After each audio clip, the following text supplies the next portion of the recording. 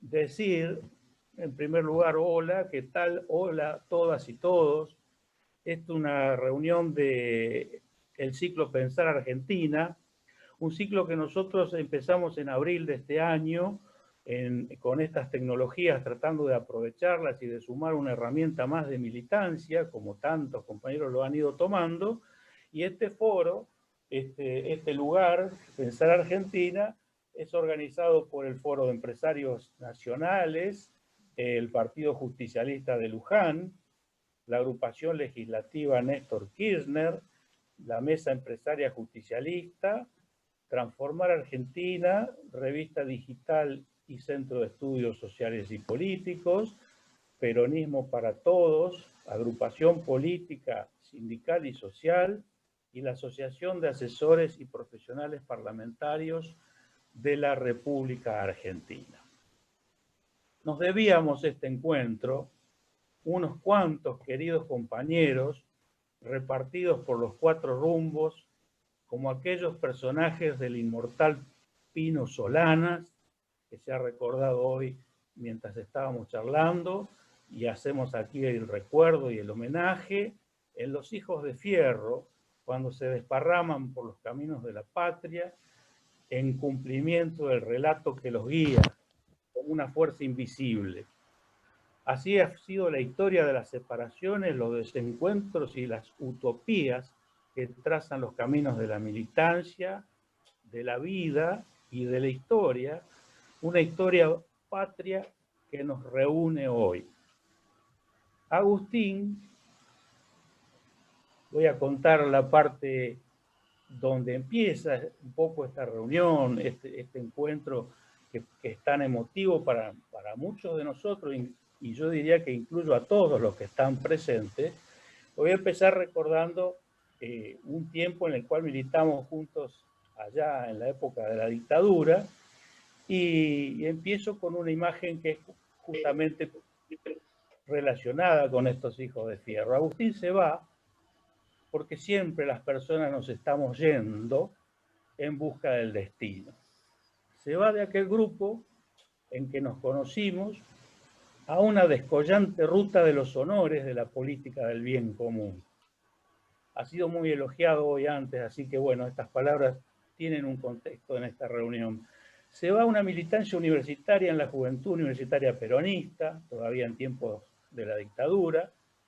De allí parte en la recuperada democracia a ser concejal y presidente del Consejo Deliberante de Rosario, luego a ser diputado nacional y presidente del bloque de diputados del Frente para la Victoria. En ese tiempo en que ha ocurrido algo tan trascendente que sigue marcando hoy la historia, con el advenimiento o la recuperación de la política con mayúscula, reivindicada nuevamente, enaltecida por Néstor Kirchner, el movimiento interno que conduce como herramienta de transformación política, que luego continuará con la conducción de Cristina. Atravesó derrotas el compañero, como la que vivimos todos en 2015, recuerdo particularmente aquella anterior, en la que Néstor, luego de ser presidente, se sentó en su banca de diputados junto a Agustín. Y es bueno recordar lo que dicen los políticos curtidos y gente de la vida, que enseñan mucho más los traspiés que los éxitos. 2 veces ministro, precandidato a presidente los últimos años, elegimos hablar de la militancia con él, en la convicción de que este título, esa condición de militante, le es reconocida en vastos sectores de la militancia. En estos días que recordamos la gesta histórica que duró 17 años de lucha, en aquel regreso de Perón del 17 de noviembre de 1972. El primer regreso, el menos conocido, pero que merece ser recordado de manera especial, porque se difundió mucho más aquel que deja peor parado al peronismo, el del 20 de junio de 1973. Aquel 17 es el de una multitud absolutamente espontánea, pacífica y desafiante del poder dictatorial que intentó impedir aquella movilización de kilómetros y kilómetros de marcha en los alrededores de Seiza, el operativo Retorno, el Perón vuelve, la resistencia peronista, es lo que recordamos y homenajeamos en aquellos que no dudaron en arriesgarlo todo por la patria. Encontramos en el compañero Agustín esas marcas, esas trazas del sujeto histórico que nos engloban como pueblo, y por eso hoy hacemos esta conversación. Gracias por estar presente en esta charla para ayudarnos a descubrir el modo de pensar la Argentina y de cómo podemos aportar mejor a su destino, que ha de ser de felicidad y grandeza. Bienvenido, Agustín, gracias, y aquí estamos todos para escucharte. Bueno, muchas gracias, Marcelo. La verdad que primero mi pedido de disculpas. Este encuentro estaba citado para las 6 de la tarde, después lo tuvimos que modificar para las 19, producto de que estaba asumiendo un nuevo compañero en el gabinete, el ex intendente de Avellaneda, Ferraresi.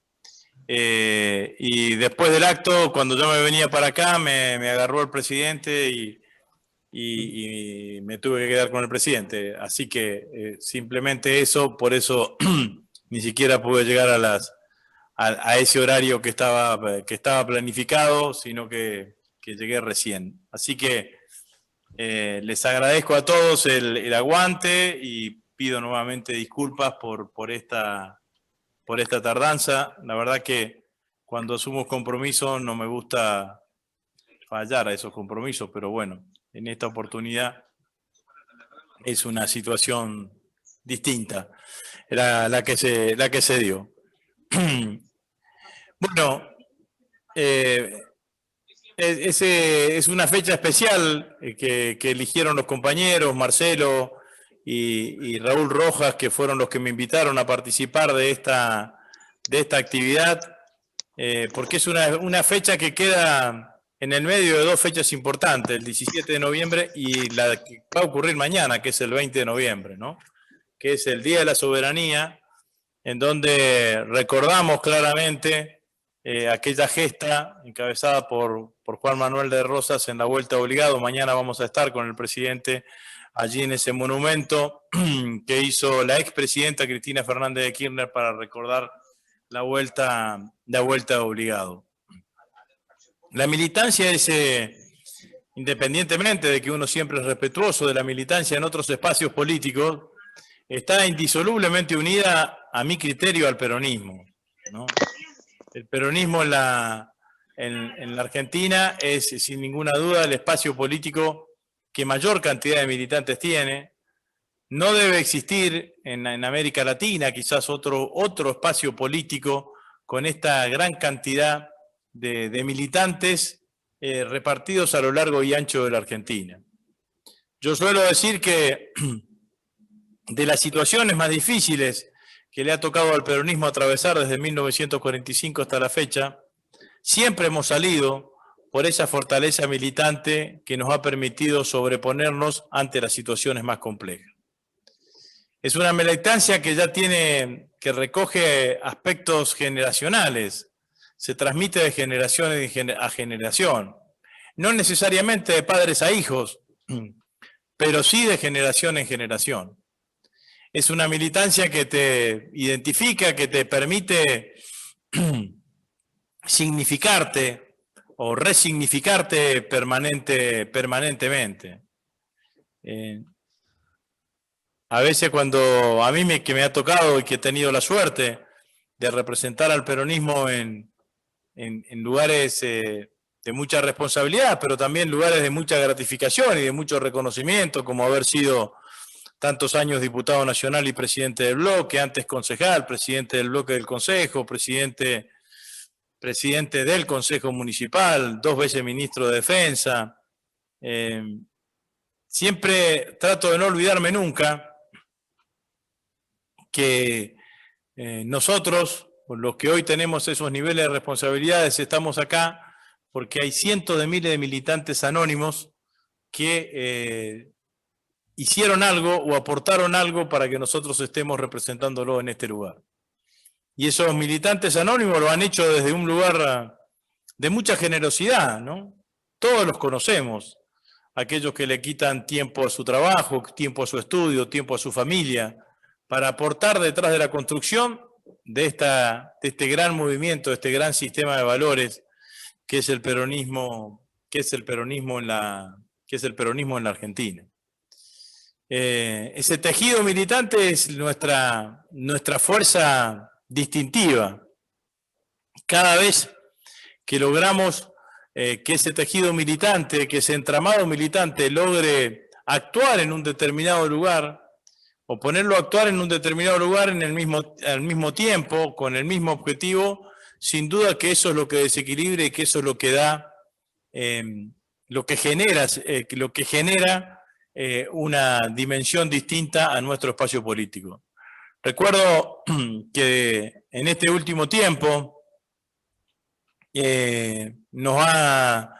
cuando estábamos en la oposición del macrismo, cuando uno esbozaba la idea de que existían condiciones para volver a recuperar el gobierno en el 2019, siempre la interpelación que yo recibía de los compañeros era, bueno, pero ¿cómo vamos a hacer con los medios de comunicación? Porque los medios de comunicación son los que determinan determinado sentido, determinado contexto, determinada forma. Y yo le transmitía a los compañeros que es cierto eso, que los medios de comunicación en general, no de ahora, sino desde siempre han estado en contra de los movimientos nacionales y populares, pero que los medios de comunicación y los otros espacios políticos no tienen la fortaleza militante que tiene nuestro espacio político. Que había que tratar de direccionar esa fuerza militante en un determinado lugar. Y los militantes son todos importantes. A veces en algún momento de nuestras épocas, en esa militancia que decía Marcelo que compartimos, nos hicieron creer que solamente valía la pena el militante que militaba 24 por 24 horas.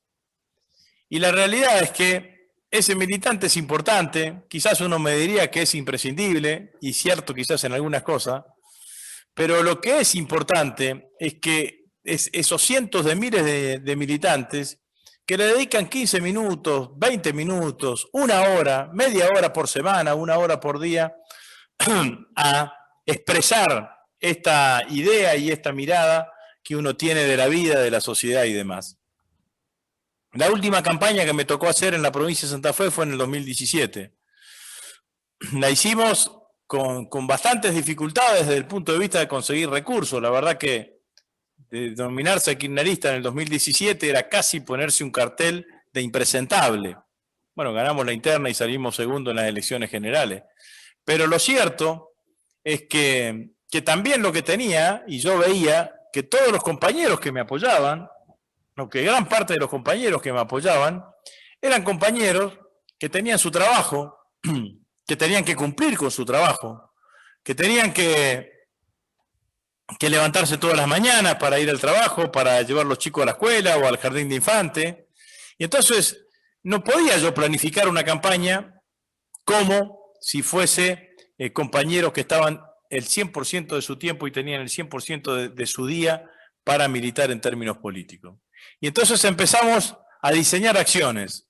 Una de las acciones que le empezamos a pedir a los compañeros era que se bajasen 4 o 5 cuadras antes en el colectivo antes de llegar a su trabajo. Y que con volantes, después el voto, el trayecto que caminaban hacia el laburo lo hiciesen repartiendo el volante o repartiendo el voto, tratando de charlar con la gente que se le cruzaba diariamente, ¿no? Intentábamos con esto no trastocar la vida diaria y la vida cotidiana que normalmente tiene una persona, un ser humano, y meterle a esa vida diaria y a esa vida cotidiana el condimento de la militancia, pero de manera tal de que no le cambiase su vida personal, porque no era posible. También empezamos a cambiar los horarios de las reuniones. Nosotros muchas veces tenemos la tendencia de empezar una reunión a las 7 de la tarde, a las 8 y terminarla a las 11. El compañero que viene a esa reunión y se queda hasta las 11, después tiene una hora para volver a su casa, llega a su casa y al otro día a las 6 de la mañana o 7 de la mañana se tiene que levantar para ir a trabajar. Es imposible que eso se pueda sostener.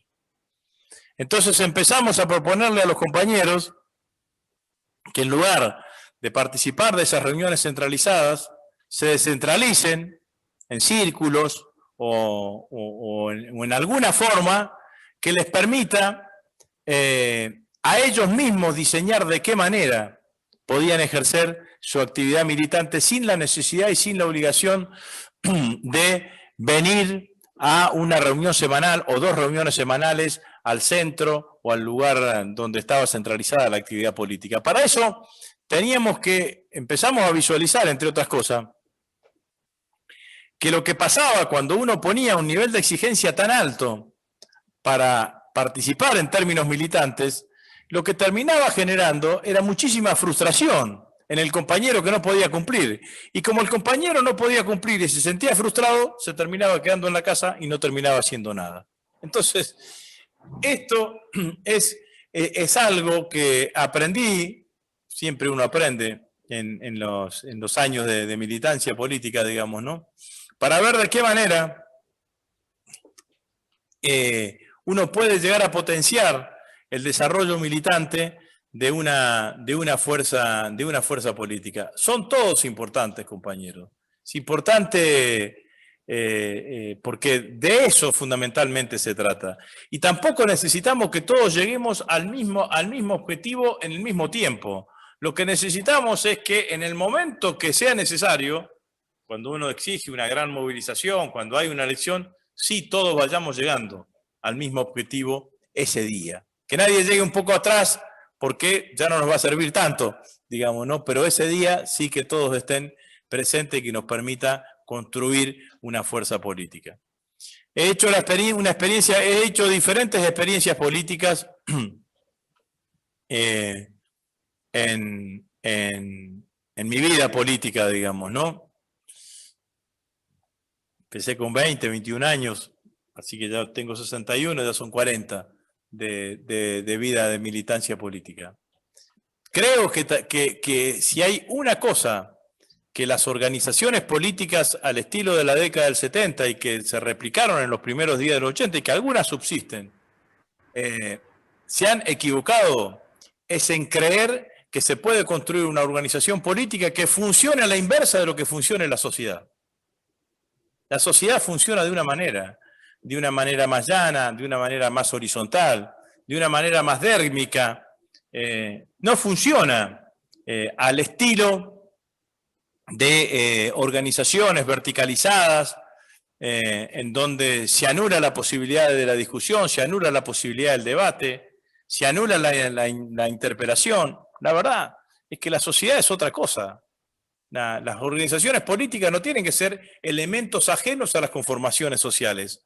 Las organizaciones políticas, a mi criterio, tienen que ser organizaciones que acompañen el desarrollo de la sociedad. Esto no significa que no tengan dinámica, que no tengan jefatura, que no tengan liderazgo, que no tengan horizonte, pero tienen que tener una forma organizativa que les permita no estar aislados de la sociedad. Digo, nos acostumbramos durante muchísimo tiempo a tener organizaciones políticas con paredes infranqueables, que había una única forma de ingresar, que era por abajo. Y para ingresar por abajo y pertenecer tenías que garantizarte de que no tenías contacto con el exterior. Esa era la forma de garantizar permanencia. No es así. A mi criterio, las fronteras de las organizaciones políticas tienen que ser fronteras porosas, en donde la organización política esté siempre imbuida de lo que pasa en el conjunto de la sociedad para dar respuestas a esa demanda que tenga el conjunto de la sociedad. Seguramente eso nos va a permitir tener menos desviacionismo, que muchas veces esas prácticas políticas tan rígidas, tan incuestionables, tan estructuradas, terminan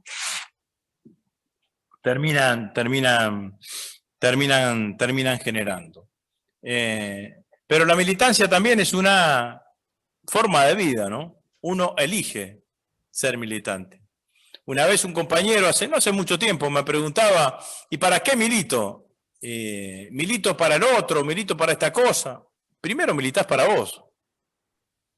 El primer beneficiado de tu militancia sos vos, porque seguramente vas a ser un mejor tipo siendo militante que siendo otra cosa. Porque al que te engrandece el ser militante es a uno, no al otro. no al que está enfrente. Al que está enfrente tenés una acción para el que está enfrente. Pero el primero que tiene que sentirse bien siendo militante, al que no le tiene que pesar, al que se le tiene que sentir conforme, al que si no milita siente que le falta algo, ese es a uno mismo. El mérito del ser militante, el que no te pese ser militante, es fundamentalmente eso. Es que vos te sientas bien con vos mismo. Elegís una forma de vivir, una forma de encarar la sociedad. Vas a privilegiar siempre lo colectivo antes que lo individual. Vas a hablar mucho más del nosotros que del él, o del tú, o del yo. Vas a tener una mirada más colectiva de la resolución de los problemas. Tu pareja seguramente será de una manera distinta y educarás a tus hijos de una manera distinta si sos militante a que no sos militante. Y tus relaciones con los pares también tendrá una mirada de esas características. Esto me parece que es sustancial. La militancia no es una vida de avance.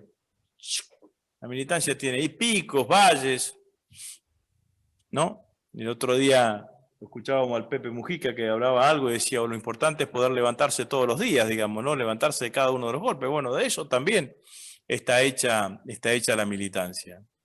Y entonces cuando uno dice que lo haces por vos mismo primero, digamos, en términos generales por vos mismo, si después tenés un resultado electoral mal o un resultado electoral menos, bueno, las miradas empiezan a relativizarse.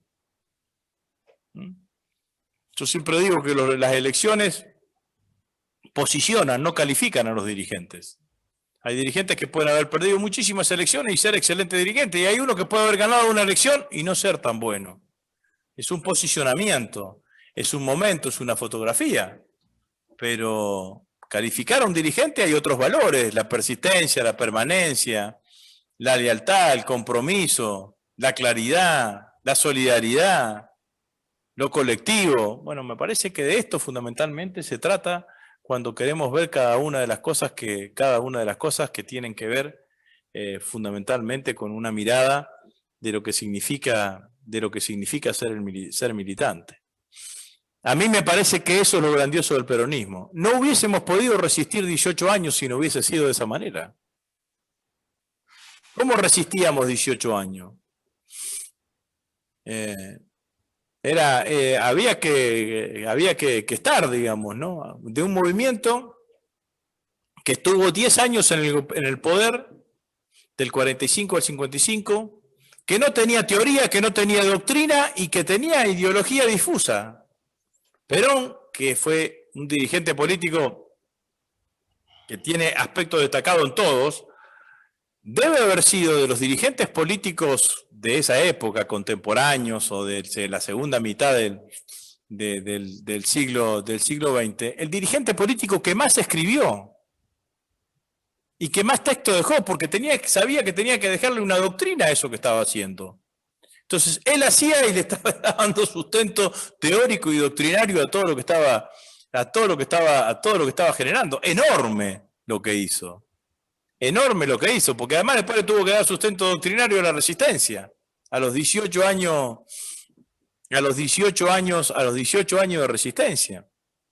Entonces, esos 18 años de resistencia, sin ninguna duda, que en gran parte fue posible por esa transmisión de generación en generación de una idea, de un sentimiento, de una forma que le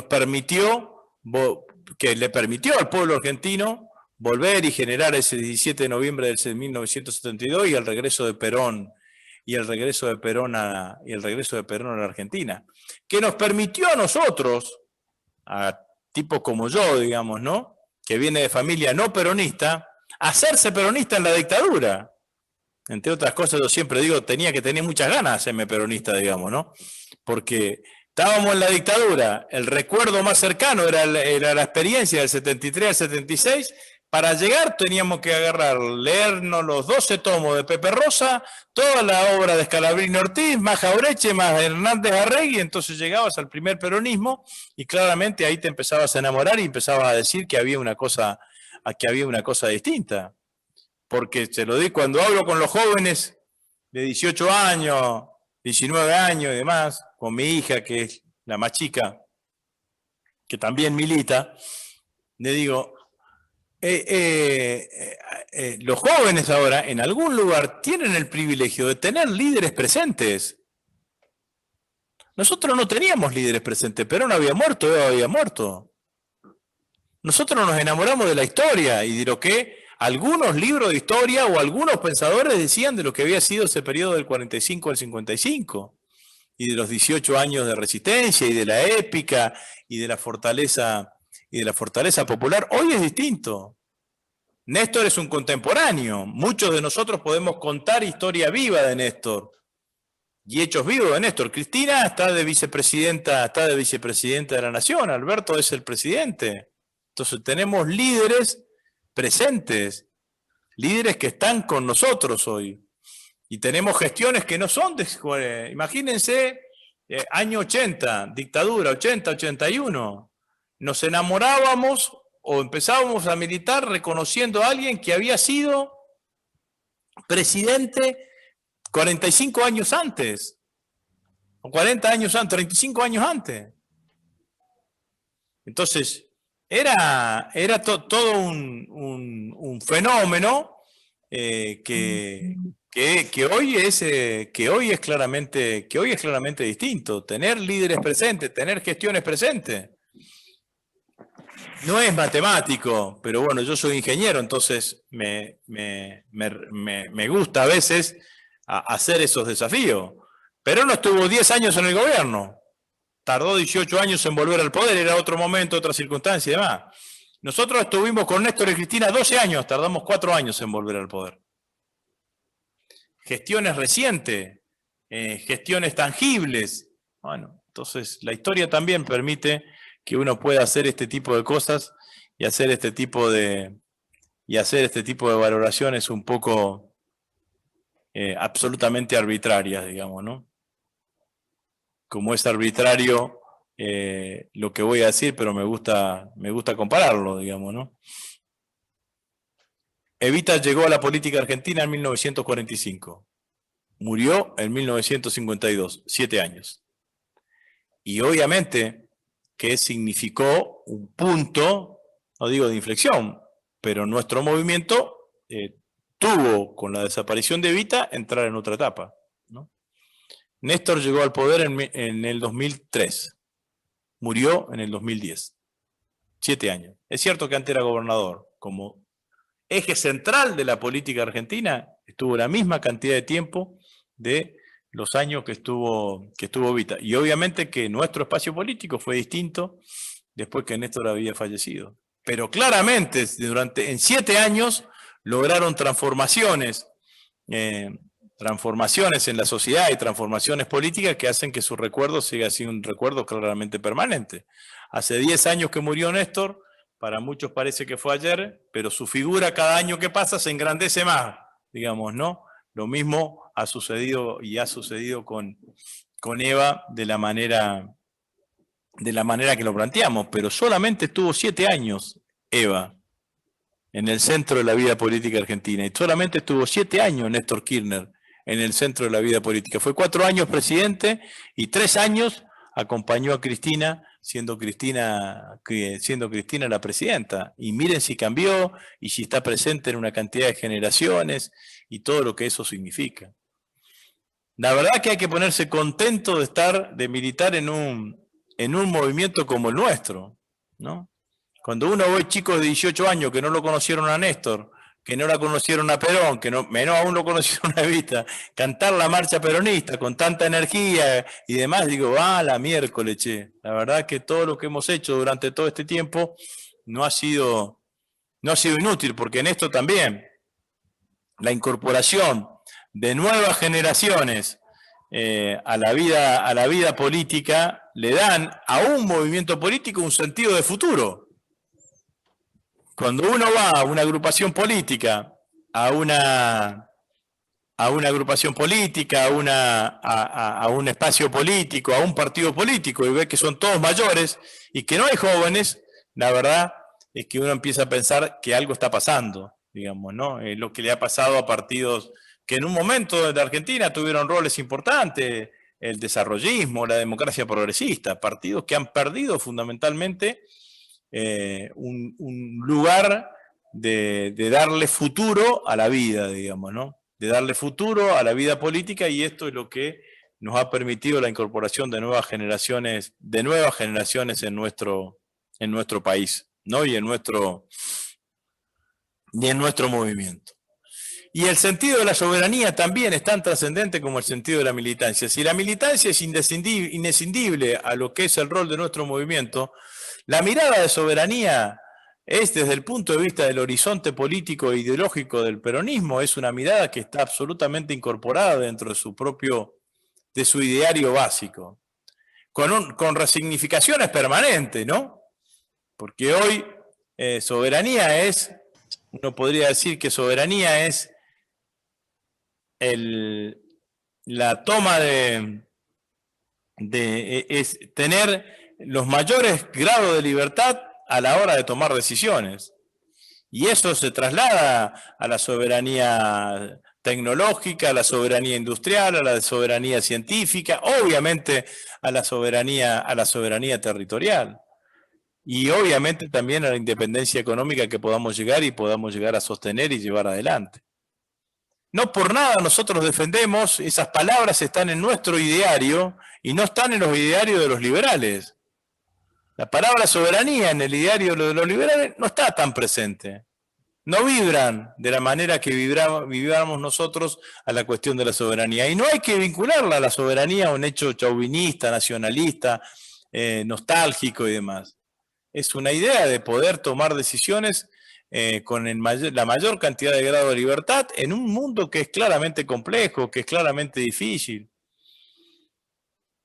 que está en un momento de muchísima singularidad, ¿no? Porque es un momento en donde hay movimiento permanente en el mundo y hay tensiones en el mundo, y que nosotros tenemos que estar preparados para dar respuesta en ese momento, ¿no?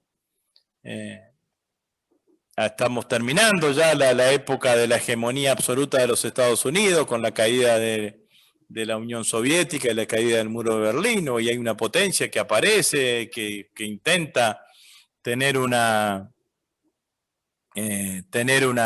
mirada agresiva que tiene claramente, que es la República Popular China.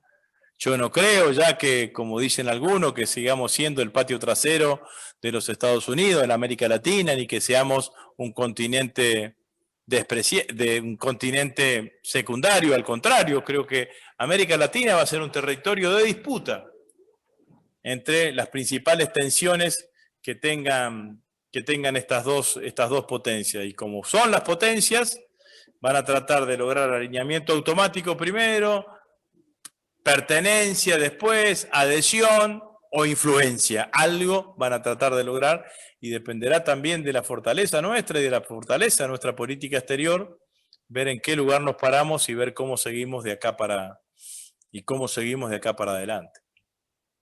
Pero ciertamente, más que nunca, hay que tener una mirada puesta en lo que sucede en la política internacional.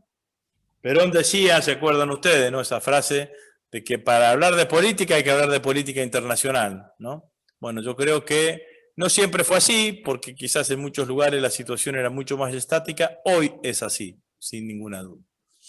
Hoy es así, y lo van a ver en cada uno de los movimientos políticos que se den a lo largo y ancho de toda América Latina, ¿no? Y probablemente la mayoría de los países actúen con mucho más pragmatismo de los que nosotros mismos vemos naturalmente o que creemos, ¿no? Hace poco tiempo, charlando con un académico, me decía, con una información que yo todavía no la tenía, que la base brasilera que se incendió y que la reconstruyó con una empresa china. Y estaba Bolsonaro de presidente, ¿no? Entonces me parece que sin ninguna duda esa es una mirada que nosotros tenemos que tener. Para innovar, sí, para innovar todo lo que sea innovable, pero también para reafirmar nuestro camino. Yo sigo pensando que la Argentina no tiene que perder nunca, y nuestro movimiento no tiene que perder nunca su mirada latinoamericanista. Nosotros tenemos que seguir sosteniendo la unión de los pueblos de Latinoamérica porque ese es el camino adecuado que tenemos que sostener y que tenemos que llevar adelante. Y esa integración latinoamericana es una integración que independientemente de los signos políticos, de los signos ideológicos que puedan tener los gobiernos de turno, nosotros tenemos que seguir manteniéndola como bandera.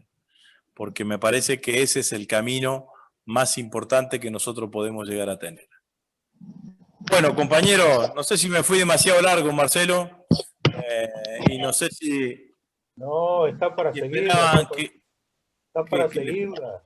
Que contase eso, pero si no, lo que les propongo es llegar hasta acá y si algún compañero tiene alguna pregunta, alguna cuestión, contesto 4 o 5 preguntas y bueno, y le vamos dando un cierre. No sé si te parece, Marcelo. Perfecto, siempre agradecido por tu tiempo y tus palabras. A ver qué compañeros aquí te habían anotado. Bueno, aparece un par de veces si querés referirte al tema de esta mesa de enlace de militares y Hola, compa, Marcelo. Bueno, acá tenemos un compañero histórico. Habla Chile. Sí, ¿Me escuchan? Sí, compañero. Un segundito, a ver, le vamos a pedir ese tema y después le damos la palabra. ¿Está bien? Bueno, ¿qué fue lo de la mesa de enlace? Es más o menos lo que dije cuando sucedió. Fue un intento de duplicar la representación militar en la Argentina. Y ese intento de duplicar la representación militar en la Argentina tenía como destinatario fundamentalmente menoscabar, en principio, las autoridades propias de los jefes de la fuerza y en segundo lugar, menoscabar inclusive, obviamente, la política de defensa y la autoridad del Ministerio de Defensa y por consiguiente lo del presidente de la Nación, ¿no? La representación militar, el pensamiento militar o la representación militar en la Argentina tiene sus autoridades que emanan del poder democrático. El comandante jefe de las Fuerzas Armadas en la Argentina no es otro que el presidente de la Nación, que es elegido cada 4 años en forma democrática por el pueblo argentino. El comandante en jefe de las Fuerzas Armadas designa los jefes de las fuerzas, el jefe del Estado Mayor Conjunto y el comandante operacional. Son los 5 jefes militares que son designados por decreto presidencial. Esos son los que representan claramente la fuerza, lo que representan el pensamiento militar en la Argentina. Lo que se intentó hacer allí era una operación política clásica de intentar duplicar la representación militar. Tenía un jefe, el general retirado Bossi, un financista, que es Sociedad Militar Seguro de Vida. Esa organización es una mutual muy poderosa en términos económicos, debe manejar el 50% de los depósitos de las mutuales en la Argentina. Cumple una función importante porque fundamentalmente tiene una lógica de atención con el retirado, con la pensionada militar, que es importante y no tiene que estar involucrado en ninguna operación política de esas características, digamos, ¿no? Y después hay una fundación, que es el otro actor importante, que es una fundación que sostiene, que es en realidad la pantalla de una serie de empresas de seguridad que lleva adelante un capitán retirado, Tito, que fue retirado en el momento de los Carapintadas y que se dedicó a una actividad normal, qué sé yo, armar una agencia de seguridad privada, pero que bueno, que intentaron generar una cosa de esta característica. El objetivo principal era ese, digamos, ¿no? Duplicar la representación militar en la Argentina. ¿Qué significaba? Que, por ejemplo, digamos, ¿no? El domingo pasado se hizo un reconocimiento a los familiares de los 44 submarinistas del Ara San Juan. Bueno, seguramente hubiesen opinado sobre eso. Iban a opinar sobre esto, sobre otra cosa, y mañana iban a opinar sobre los ascensos de los militares. Bueno, entonces todo eso buscaba claramente. Entonces la realidad es que lo que no podíamos hacer era sostener eso que sea compatible con la democracia, con el sistema democrático en la Argentina, y por eso tomamos la decisión que tomamos. Y por suerte, debut y despedida duró 24 horas y se desarmó en ese sentido. ¿Significa que los retirados no puedan hacer nada? No, pueden hacer una cantidad de cosas, digamos, lo que quieran, digamos, ¿no? Lo que no se puede, lo que no se puede hacer es intentar eso, digamos, ¿no? Intentar suplantar las responsabilidades propias que tienen los jefes de la fuerza y de los jefes de la fuerza, digamos, ¿no? Bueno, además de que tenía una parte de la agenda del PRO, porque si no, no se entiende qué tenía que hacer ahí, el reclamo por el respeto a la propiedad privada, digamos, ¿no? Que era parte de la agenda de Cambiemos, y no se entiende tampoco que hacían las mutuales ahí, porque las mutuales están destinadas para otra cosa. Su objeto social, tienen una regulación por parte del INAES, pero bueno, digamos, ¿no? Me parece que hay que estar atento a cada una de esas circunstancias. También quiero decir, no son todos los retirados, ni son todas las organizaciones de retirados. Hay muchísimas organizaciones que se expresaron en coincidencia con la posición del Ministerio de Defensa. Muchísimas organizaciones naturales de los retirados, como Armas o consejos del Consejo de Almirante. Bueno, una cantidad de cuestiones que me parece que hicieron que eso quedase muy achicado y que rápidamente tuviesen que dar marcha atrás, a partir además claramente de la posición muy clara y muy firme, muy contundente por parte del Ministerio, digamos, ¿no? En ese sentido, me parece que fijamos claramente una posición. Además, lo extraño de todo esto es que ustedes saben que desde los 90, que el personal militar en actividad cobra con una parte de sus ingresos como suplementos no remunerativos. Esos suplementos no remunerativos que cobra el personal en actividad, que cobraba, no computaban a la hora del haber de retiro. Que esos suplementos no remunerativos pasen a ser remunerativos era una aspiración histórica de las Fuerzas Armadas.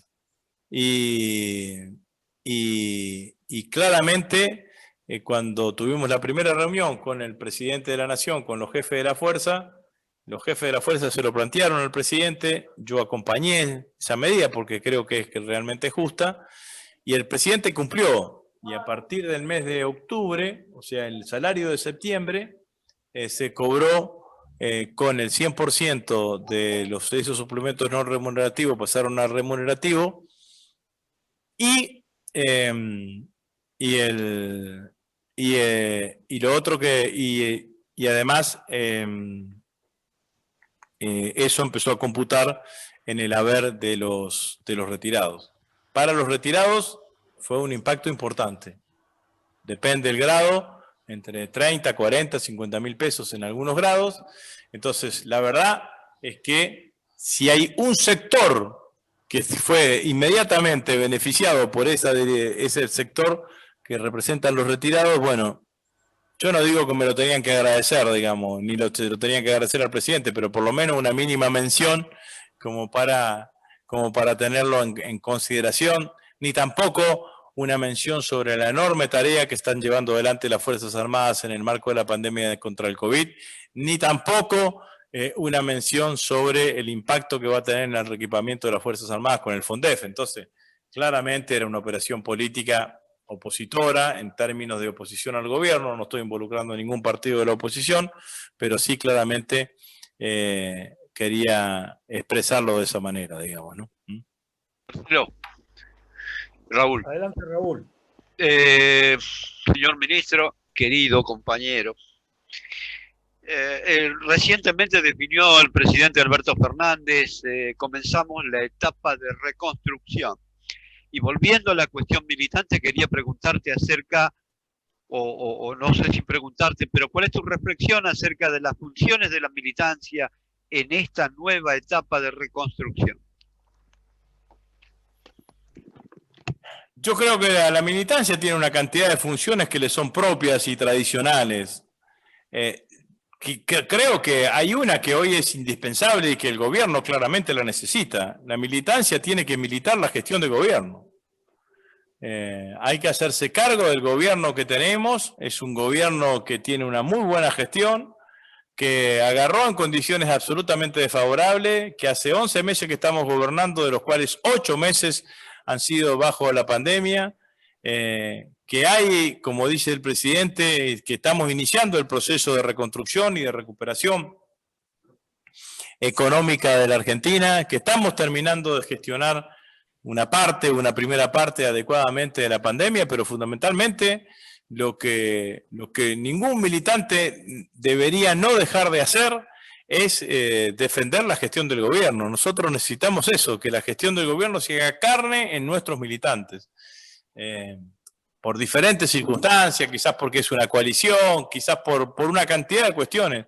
Eso necesitamos que esté más presente de lo que está ahora, digamos, ¿no? Somos una coalición, sabemos que las coaliciones se hacen entre los que piensan parecido, pero no iguales, y eso puede significar que uno tenga pensamientos diferentes y que tenga reflexiones diferentes, pero lo que no podemos evitar, lo que no podemos olvidar es que estamos en el gobierno, somos una coalición que está en el gobierno, somos una coalición que está gestionando, y cuando uno gobierna o gestiona, lo hace con unidad en la acción. Hay que ser unidad en la acción debajo de quién, de quién conduce el proceso hoy, que es Alberto. Yo tengo 18 años de kirchnerismo, lo conocí a Néstor en el 2002. Así que ya tengo mayoría de edad kirchnerista. En estos 18 años viví momentos muy felices y momentos difíciles con Néstor y Cristina. De los momentos difíciles siempre salimos de la misma manera. Unidad en la acción, debajo de quien conduce. Primero Néstor, después Cristina y ahora Alberto. Entonces, esto es lo que fundamentalmente necesitamos. Necesitamos compañeros y compañeros militantes que defiendan la gestión de gobierno en el marco de las dificultades que tenemos, que no fueron generadas por nuestro gobierno, digamos, ¿no? Claramente. Asumimos con recesión económica de 2 años seguidos, con 55% de inflación, con un endeudamiento impagable, y llevamos 8 meses de pandemia. En ese marco estamos sacando a la Argentina adelante. Entonces necesitamos de la energía de todos los compañeros militantes para seguir por ese camino y seguir fortaleciéndola claramente. Claro. Perfecto. Muy claro el concepto. Sí, acá tenemos a la compañera y después a Roberto. Compañera Rosana y después Roberto y yo, y vamos pensando en ir liberando al compañero. Por favor, que sea una pregunta, lo más breve posible. Buenas tardes, compañero Agustín. No, lo mío es un agradecimiento por tu reflexión. Te conocí cuando viniste a Luján. Soy la secretaria adjunta de SUTEBA Luján. Hago extensivo mi saludo de todos mis compañeros y compañeras del sindicato y agradecerte el estar. No, simplemente cuando hablas del poder, aconsejaría, ¿no?, a varios compañeros, militantes, la lectura tan importante que es de Maquiavelo y de Foucault, grandes politólogos y filósofos de la historia que han dejado un gran legado, y algunos necesitan leerlo. Es un consejo humilde que doy. Gracias, compañero, y abrazo a todos. Muchas gracias, compañera. Roberto Ión está haciendo sus primeras armas, este compañero del 72, del 70, de los 60, en la parte tecnológica. Ahí tiene que habilitarse su micrófono. Ahí busca donde está el microfonito y tocar ahí. Roberto, ahí está. Muy bien, ahí estamos. Vamos, vamos. Hola. Bueno, ¿me escuchás? Se escucha, sí. Perfecto. Bueno, En primer lugar, quiero felicitar enormemente esta acción expeditiva que tuvo el ministro de Defensa de la Nación para eliminar de cuajo toda esta escalada destituyente, golpista que se viene armando desde hace bastante tiempo y que esta aparición de esta mesa de enlace, vaya el nombre que le pusieron, no era más que la culminación de algo que se viene preparando. La actitud del compañero Rossi fue una actitud verdaderamente militante y de convicciones, del coraje, de la capacidad, de la valentía que requiere y que demuestra un militante. Es por eso que hicimos un escrito que tuvo mucha difusión y señalamos en él al militante, la acción militante, el hombre que no nació de un repollo, nació del riñón de la militancia y está en el lugar donde está y donde estuvo como presidente del bloque del partido del Frente de la Victoria y como ministro de Defensa, cumpliendo un extraordinario rol que es una señal, que es una muestra para todos aquellos que abrazamos la causa nacional y popular y sobre todo para nuestra juventud, de los valores de un compañero militante. En el Día de la Militancia le hicimos una gran dedicatoria que tuvo mucha repercusión. Otra cosita que le quería decir, que aquí en el norte, Tucumán, Salta, Jujuy, vamos a robarle un cachito de tiempo y los compañeros están queriendo hacer un Zoom también con Agustín, invitándolo, ya nos han hablado por teléfono, y que sobre todo para hablar con la juventud, sobre todo para hablar con muchos sectores de la juventud.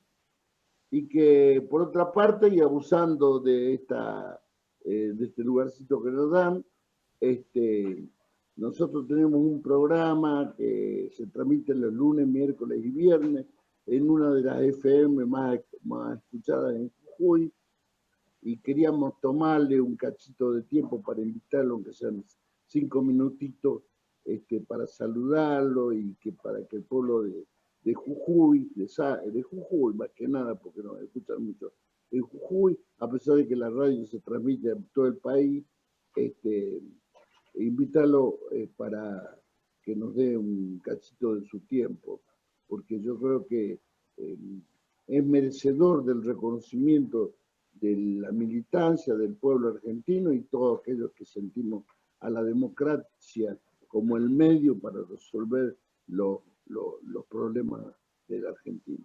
Y haber defendido a la democracia como la hizo él es una cosa meritoria que hay que destacar. Nada más que eso. Bien, Roberto. Ha resumido el espíritu que ha sobrevolado hoy toda la reunión. Le agradecemos mucho. Y... ¿Podría hacer una pregunta, compañero? Sí. Una preguntita cortita. ¿Cómo anda? Buenas tardes para todos y todas. Buenas tardes, compañero ministro. Soy Walter Pérez de San Fernando. Un gusto estar compartiendo este momento de militancia virtual, por lo pronto. Y bueno, ya va a ser cuerpo a cuerpo muy prontamente. Estoy muy satisfecho con el tema estoy muy compenetrado con el tema de los vagones Tolva. Digo, le quería preguntar, señor ministro, compañero Agustín, ¿qué importancia van a tener el tema de ferrocarriles también en todo lo que es la reconstrucción de nuestra República Argentina? Era esa la pregunta. Gracias. Gracias por lo sintético de la pregunta.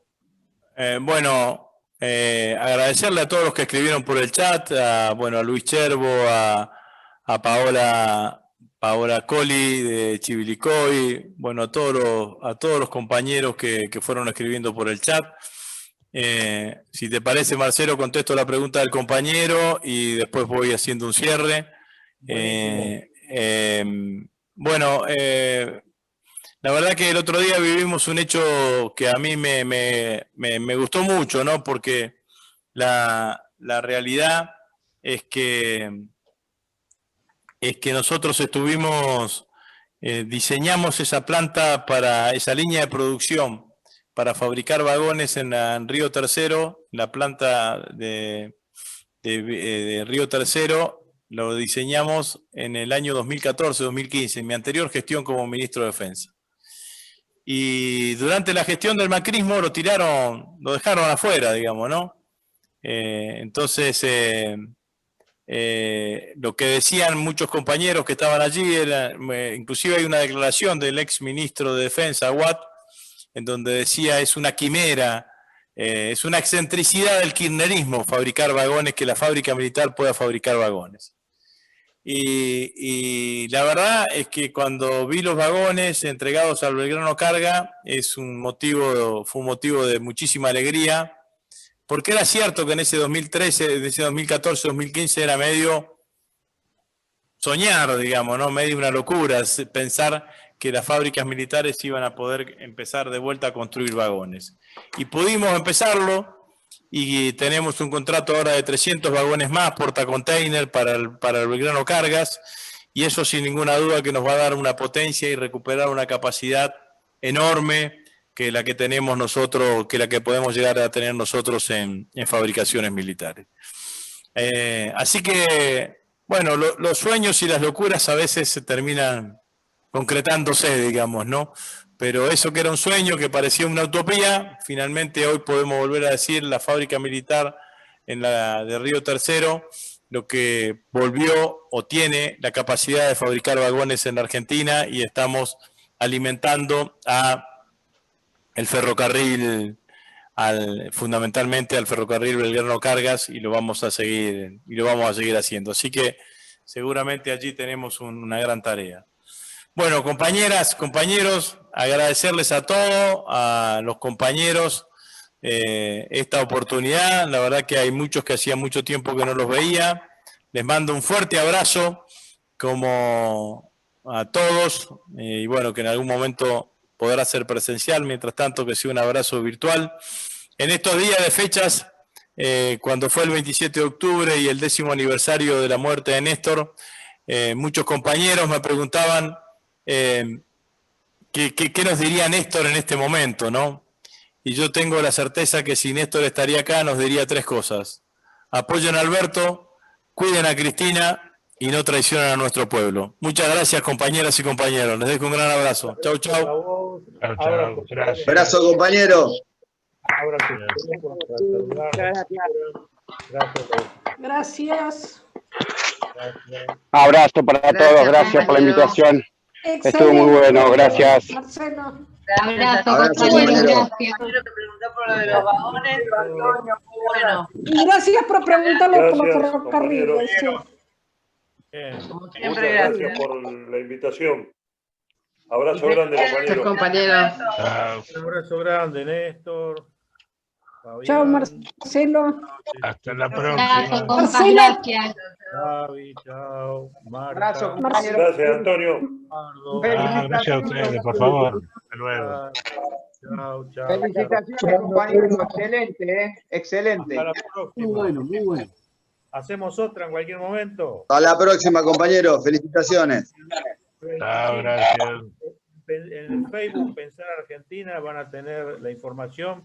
El próximo 25 tenemos un cuarteto de lujo tratando temas del pensamiento nacional, latinoamericano, la descolonialidad del saber y del conocimiento. Va a ser un lujo el 25. En Pensar Argentina, Facebook, ahí pueden encontrar toda la información. Muchas gracias por participar. Un abrazo, Marcelo. Un abrazo Un abrazo, grande, Pensar Argentina. Un abrazo grande, gracias a todos. Adiós, Ion. Adiós, compañero Ion. Sigamos empujando. Compañero Ion, un lujo, compañero histórico del peronismo, de la resistencia y de la juventud. Y veo que tiene descendencia, porque ahí hay varios Ion dando vuelta. Ahí está Pablo, y había 2 más por ahí. Así que ha sembrado el compañero. Bueno, Tengo Enrique el nieto también. Fabián Esteco, un abrazo. Un abrazo. Un abrazo. Bueno, muchas gracias, compa. Polo Juárez ahí en la penumbra, pero se lo ve. Está iluminado, Polo. Polo tiene una luz ahí atrás. Un abrazo grande. ¡Viva Perón, compañero! ¡Viva Perón! ¡Viva Perón! ¡Salud!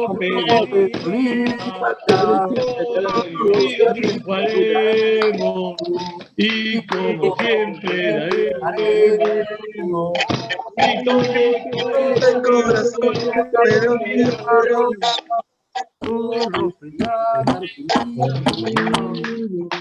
pero nos quedamos hasta las 12 de la noche, compañeros. Gracias a todos. Gracias a todos. Chao. Teníamos que terminarlo con la marcha. Eso, muy bien. Chao.